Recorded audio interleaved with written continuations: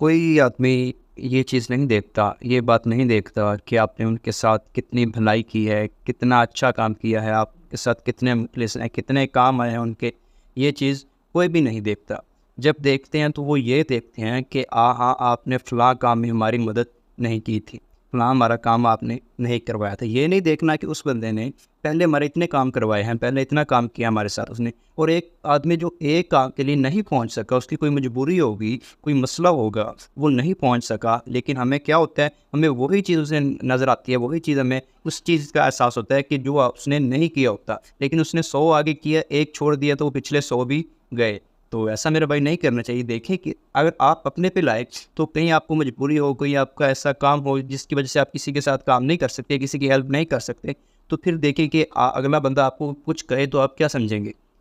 کیا سمجھیں گے؟ یہی سمجھیں گے نا کہ یار میری مجبوری تھی اور اس نے غلط سمجھ لیا، غلط سوچ لیا۔ ایسا ہی